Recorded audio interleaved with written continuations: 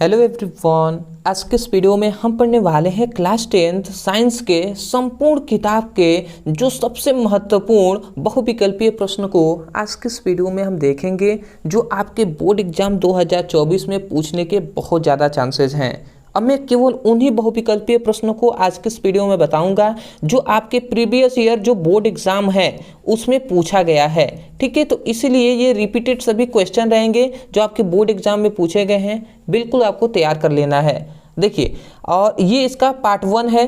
Part 1 में हम केवल आपको 30 से 35 हम आपको बहुविकल्पीय प्रश्न को बताएंगे और ये सभी रिपीटेड क्वेश्चन है, इसको आप देख लीजिए।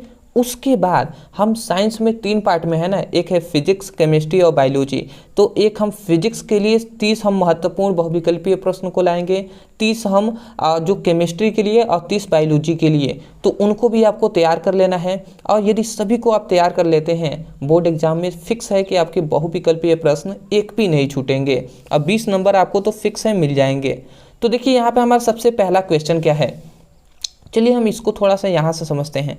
देखिए, यहाँ पे कह रहा है कि नीचे दी गई अभिक्रियाओं के संबंध में कौन सा कथन सत्य है। मतलब यहाँ पर ये क्वेश्चन देखिए कितना बड़ा है, ये आपका क्वेश्चन है इतना बड़ा।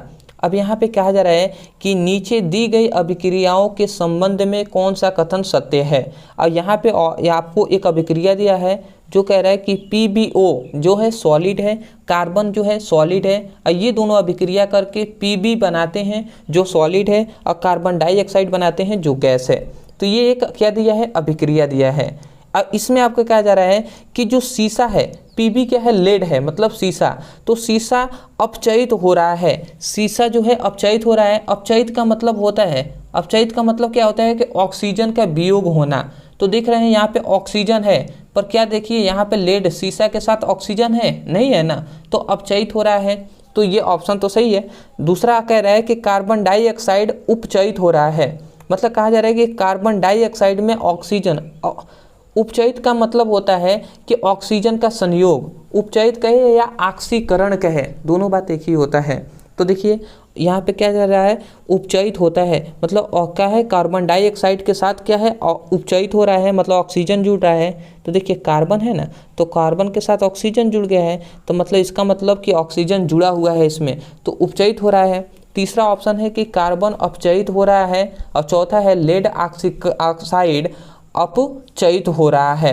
तो ये कौन सा ऑप्शन सही होगा, ये आपका ऑप्शन है। तो देखिए आपके पास 4 ऑप्शन इस प्रकार दिए गए हैं। ये देखिए, ये क्वेश्चन बहुत ही कम स्टूडेंटों को समझ में आता है। तो हम जानते हैं कि जो शीशा है वो अपचयित हो रहा है, और जो कार्बन डाइऑक्साइड है वो उपचयित हो रहा है। तो ये पहला आपका ऑप्शन सही हो जाएगा, जिसमें फर्स्ट व सेकेंड है। तो आशा करते हैं आप समझ रहे होंगे कि पहला ऑप्शन सही हो जाएगा। ये जो क्वेश्चन है ना, बहुत ही कम स्टूडेंटों को समझ में आता है। मैं आशा करता हूँ कि आपको समझ में आ गया होगा। यदि आपको समझ में आ गया है तो बहुत ही अच्छी बात है। आगे बढ़ते हैं और भी हम क्वेश्चन को देख लेते हैं। ठीक है, तो सेकेंड हमारा क्वेश्चन आपको दिखाई दे रहा होगा। सेकेंड हमारा क्वेश्चन है कि धावन सोडा का रासायनिक सूत्र है। अब बताइए, धावन सोडा का रासायनिक सूत्र क्या होता है, NaHCO3 है, या CaOCl2 है, या Na2CO3 × 10H2O है, या NaOH है। तो ये आपको बताना है कि इसमें क्या होगा। तो आपको पता होगा कि जो धावन सोडा का जो रासायनिक सूत्र होता है वो क्या होता है, Na2CO3 × 10H2O होता है। तो ऑप्शन आपका तीसरा सही हो जाएगा। ठीक है, आते हैं हमारे तीसरा हमारा ऑब्जेक्टिव क्वेश्चन है कि निम्नलिखित में से कौन अम्लीय लवण है। अब इसमें से कौन है जो अम्लीय लवण है। तो यहाँ पे ऑप्शन है NaCl, Na2SO4 है, या NaHSO4 है, या KCN है। तो आपको ये बात याद रखना है कि जो अम्लीय लवण है तो जिसमें हाइड्रोजन होगा वही ना। तो देखिए NaHSO4 है, हाइड्रोजन है, तो ये अम्लीय लवण हो जाएगा। ठीक है, अब हमने आपको पूरा डिटेल में भी ये बताया है कि कैसे अम्ल को पहचाने, कैसे हम क्षार को पहचाने। देखना चाहते हैं तो आप YouTube पे लिखिएगा अम्ल क्षार को पहचानने का तरीका ब्रदर सर, आपको वीडियो मिल। चौथा हमारा प्रश्न है कि धावन सोडा का रासायनिक नाम क्या है। मतलब यहाँ पे धावन सोडा का रासायनिक नाम क्या होता है ये आपको बताना है। तो हम अपना बात जानते हैं, यहाँ पे लिखा गया है सोडियम क्लोराइड, सोडियम हाइड्रोक्साइड, यहाँ पे है सोडियम कार्बोनेट और जो सोडियम। तो यहाँ पे याद रखेंगे धावन सोडा, धावन सोडा को हम धोने का सोडा के नाम से भी जानते हैं, जिसे हम कपड़ों में धोने में, साबुन जो बर्तन धोने में यूज करते हैं। तो क्या है, सोडियम कार्बोनेट का यूज करते हैं। देखिए कार्बन तो उसमें होगा ना, तभी तो क्या होगा, कपड़े को धुल पाएंगे। तो ये ऑप्शन जो सी है वो सही हो जाएगा। चौथा जो हमारा पांचवा क्वेश्चन है कि पेयजल का जीवाणु रहित करने में प्रयोग किए जाता है। जो पेयजल है मतलब शुद्ध जो जल है उसमें जीवाणु रहित करने में प्रयोग किया जाता है। यहाँ पे लिख दिया गया है CaCl2, यहाँ पर C4Cl2, यहाँ पर CaCl2, यहाँ पर CaCO3। तो आपको याद रखना है कि पेयजल में जो प्रयोग किया जाता है वो CaCO2 होता है। तो ये आपका पहला आंसर सही हो जाएगा। आते हैं अगले हमारे प्रश्न पे। अगला हमारा प्रश्न है कि यहाँ पे ध्यान से समझेंगे, मीट में मुख्यतः होता है। अब मीट में मुख्यतः क्या होता है, यहाँ पर FeS होता है या CO2S होता है या FeS, यहाँ पर कहा जा रहा है Cu2S होता है या CuCO3 होता है। तो ये आपका छठा जो है ये आपको तैयार रखना है कि आप में जो मीट में मुख्यतः पाया जाता है वो दो पाया जाता है, एक है Cu2S पाया जाता है और FeS पाया जाता है। तो इन सभी को आपको याद रखना है, ये बहुत ही इम्पोर्टेंट टॉपिक है। ठीक है, अगला आते हैं हम अपने जो है सातवां हमारा प्रश्न, जहाँ पर ये कहा जा रहा है कि अधातु है। अब अधातु क्या है, पोटेशियम है, एल्युमिनियम है, फेरस है या क्या है आपका सोडियम है, मतलब Na है। तो आपको याद रखना है कि जो क्या होता है अधातु। तो हमने इतनी भी बात आपको बताया कि धातु और अधातु को पहचानने का आसान ट्रिक, ठीक है। तो वो हमने बताया था कि यहाँ पे तो फेरस ये मतलब F हो जाएगा, बट याद रखेंगे जो धातु को कैसे हम पहचान सकते हैं, जिसमें लास्ट में यम आए उसे हमने बताया था कि धातु कह सकते हैं। तो बताइए पोटेशियम यम आ रहा है, एल्युमिनियम यम आ रहा है, सोडियम यम आ रहा है ना सभी के अंत में। तो ये सभी क्या हो जाएंगे, क्या हो जाएंगे, धातु हो जाएंगे। बचा ये तो अधातु हो जाएगा। ट्रिक आप जानेंगे तो और भी ट्रिक है जिससे आप अधातु को भी पहचान सकते हैं, ज़रूर वो वीडियो देख लीजिएगा। ठीक है, अगला आता है आठवां हमारा प्रश्न है, निम्नलिखित में से कौन सी धातु अम्लों में हाइड्रोजन विस्थापित करता है। मतलब यहाँ पे कहा जा रहा है कि कौन है जो धातु अम्लों में हाइड्रोजन को विस्थापित कर देता है, उसको निकाल देता है। तो आपको याद रखना है कि जो क्या करते हैं धातुओं को में से मतलब निकाल देता है वो क्या है, Mg और जिंक है। ठीक है, तो इसको आपको याद रखना है, बहुत ही इंपॉर्टेंट टॉपिक है। ठीक है, आते हैं अगले हमारे प्रश्न पे। अगला हमारा प्रश्न है कि ब्यूटेनॉन में क्रियात्मक समूह है। अब ब्यूटेनॉन में क्रियात्मक समूह क्या है, तो यहाँ पर आपका ऑप्शन यहाँ पे दिया जा रहा है CHO है, यहाँ पे OH है मतलब एल्कोहल, यहाँ पे सिंगल डबल बॉन्ड CO है, यहाँ पे सिंगल बॉन्ड COOH है। ठीक है, तो आपको याद रखना है कि जो ब्यूटेनॉन होता है ना, तो ये कीटोन का ही क्रियात्मक समूह होता है। तो ये आपका कीटोन का सूत्र है, तो इसको आपको संरचना याद रखना है। ठीक है, 10वां हमारा प्रश्न है कि एसिटिक अम्ल का IUPAC नाम है। अब एसिटिक अम्ल का IUPAC नाम क्या है, यहाँ पे कहा जा रहा है एसिटिक अम्ल, मेथेनोइक अम्ल या एथेनोइक अम्ल या आपका प्रोपेनोइक अम्ल। तो एसिटिक अम्ल कहा जा रहा है, तो हम जानते हैं एसिटिक में 2 कार्बन होते हैं, इसीलिए एसिटिक अम्ल मतलब एथेनोइक अम्ल हो जाएगा। तो ये ऑप्शन आपका जो क्या हो जाएगा, C वाला होगा, ये आपका सही हो जाएगा। आशा करते हैं आप समझ गए होंगे 10वां। ठीक है, अब नहीं समझ में आया है तो मैं यही कहूँगा कि देखिए IUPAC नाम किस प्रकार लिखा जाता है, इसको आपको सीख लेना है। ठीक है, अदरवाइज मैं कहेंगे तो आपको वीडियो भी बना दूंगा। कमेंट सेक्शन में आप कहिएगा कि IUPAC नामांकन बता दीजिए, तो मैं आपको बताऊंगा। ठीक है, उसके लिए पर्सनली एक वीडियो बना देंगे। ठीक है, अगला आता है एसिटिक अम्ल में अम्लीय हाइड्रोजन परमाणु है। जो एसिटिक अम्ल है उसमें अम्लीय हाइड्रोजन परमाणु है। अब हाइड्रोजन परमाणुओं की संख्या कितनी होती है ये आपको बताना है। तो 1 होता है, 2 होता है, 3 होता है या 4 होता है। तो याद रखेंगे कि जो एसिटिक अम्ल है उसमें हाइड्रोजन की जो परमाणुओं की संख्या होती है वो कितना होता है, 1 होता है, इसलिए ऑप्शन ए वाला सही हो जाएगा। समझ गए। आते हैं अगले अपने प्रश्न पे। अगला यहाँ पे हमारा प्रश्न है कि देखिए यहाँ से अब हमारा जो क्या है, आपका जो बायोलॉजी है वो स्टार्ट हो रहा था। ठीक है, अभी तक हमने केमिस्ट्री के क्वेश्चन देखे, अब यहाँ से बायोलॉजी स्टार्ट हो गया। कह रहा है कि यकृति स्रावित करता है। जो यकृति है वो स्रावित करता है, क्या स्रावित करता है, लार को, पीत रस को, जठर रस को या अग्नाशयी रस को। तो आपको याद रखना है कि जो क्या होता है, जो यकृति होता है वो स्रावित करता है किसको, पित्त रस को। ठीक है, तो ये सभी इसके कार्य में आप पढ़ेंगे जब यकृति का, तो उसमें आपको पढ़ाया जाएगा। ठीक है, अगला आता है जो है 13वां हमारा प्रश्न। कहा जा रहा है कि स्वपोषीय पोषण के लिए आवश्यक है।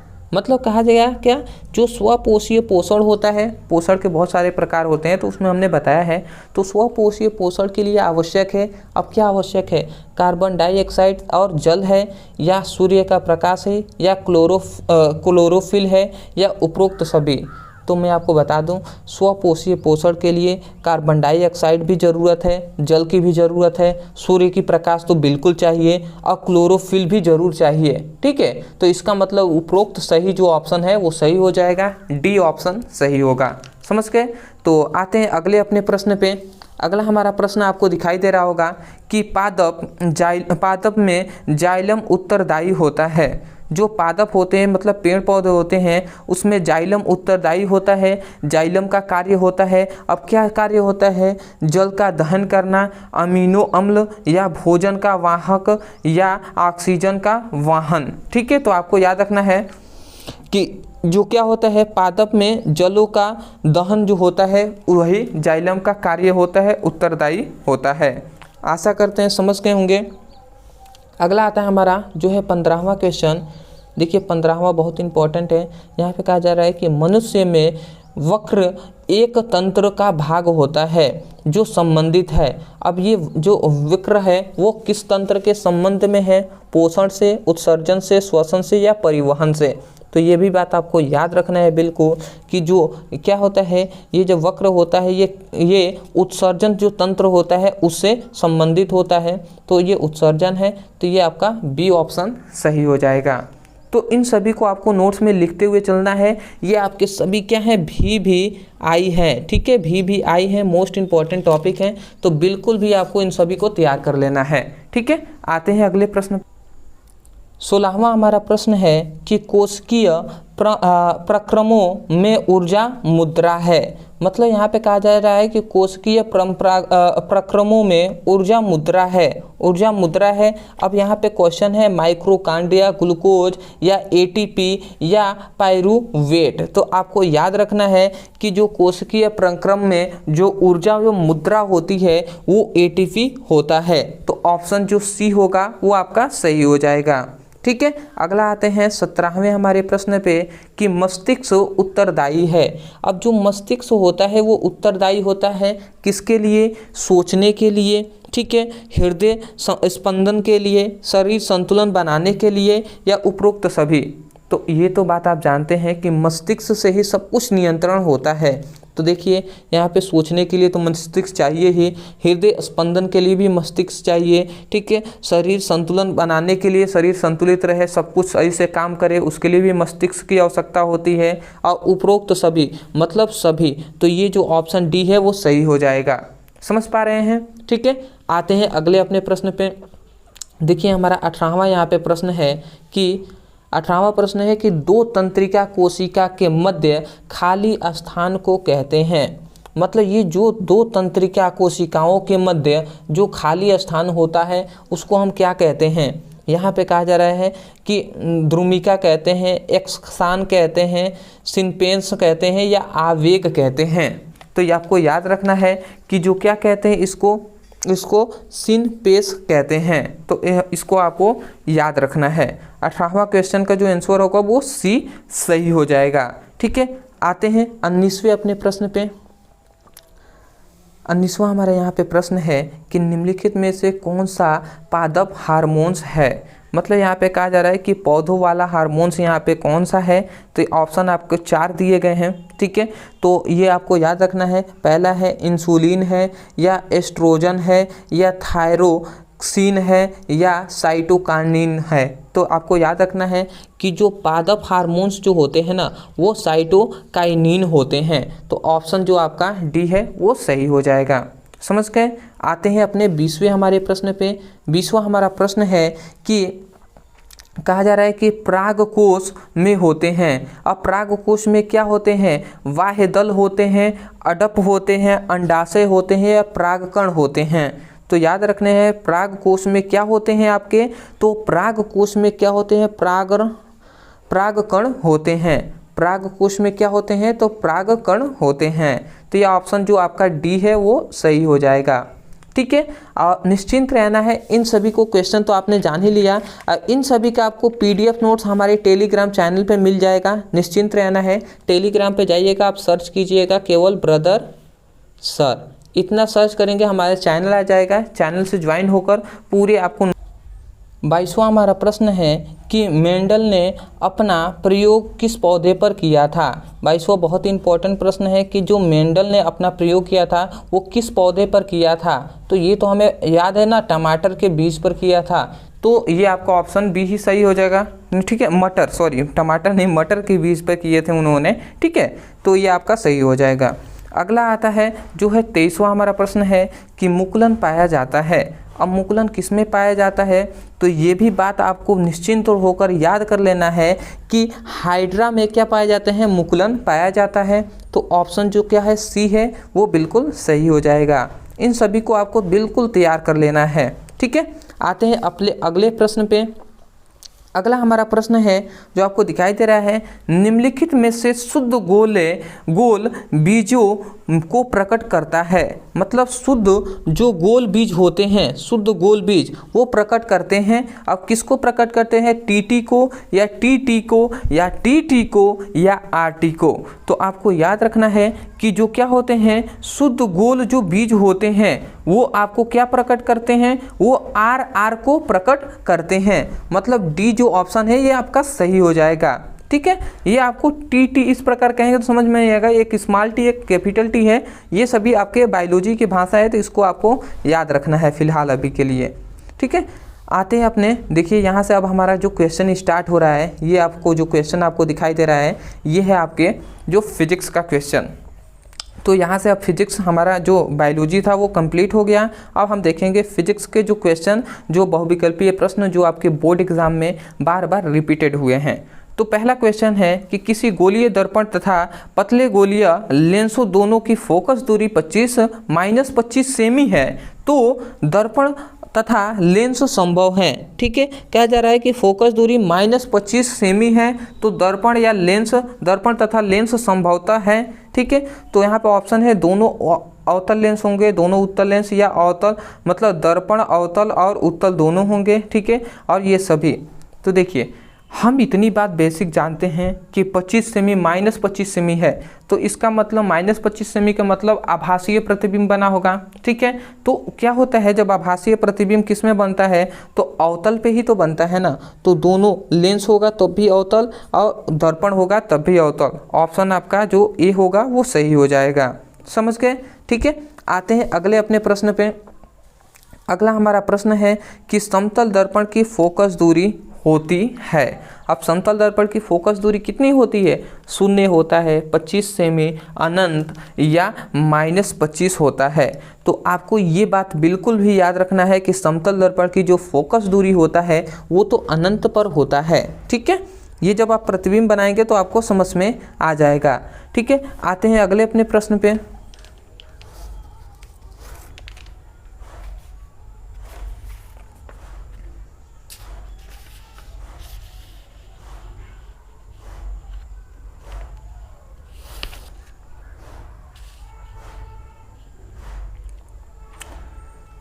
अगला हमारा प्रश्न है कि निर्वात में प्रकाश की चाल 3 × 10⁸ मीटर प्रति सेकेंड है।